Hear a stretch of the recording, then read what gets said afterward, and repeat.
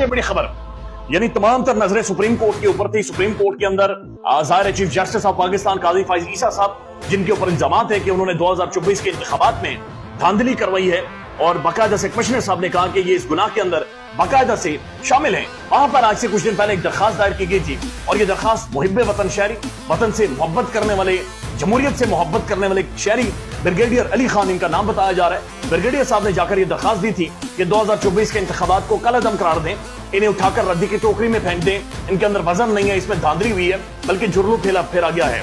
काजी साहब ने फौरी तौर पर यह दरखास्त समाअत के लिए मंजूर कर दी। 3 रुकनी बेंच भी था जिसके सरबराही काजी फाइज ईसा साहब कर रहे थे। लेकिन आज बड़ी ड्रामाई सूरत हाल और एक ट्विस्ट आया, और एक बिल्कुल फिल्म सा माहौल सुप्रीम कोर्ट के अंदर बन गया। लेकिन आज काजी साहब भी बहुत ज्यादा जल्दी में थे, काजी साहब भी बड़े जज्बाती हुए बताया जा रहा है, क्योंकि बॉडी लैंग्वेज भी काजी साहब की बड़ी इंटरेस्टिंग आज कोर्ट रिपोर्टर्स बता रहे हैं कि उन्होंने सुप्रीम कोर्ट के अंदर देखी है। अब हुआ यह कि जब केस समाअत के लिए मुकर्रर था और इसके बेंच की सरबराही कर रहे हैं जनाब काजी फाइज साहब, खुद सरबराही कर रहे हैं, हालांकि उन्हें नहीं करना चाहिए।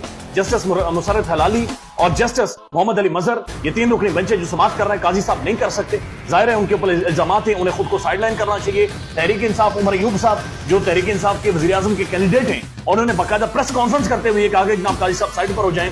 लेकिन काजी साहब ने कहां पर साइड पर होना है, वो इसकी समाअत बहरहाल उन्होंने शुरू की।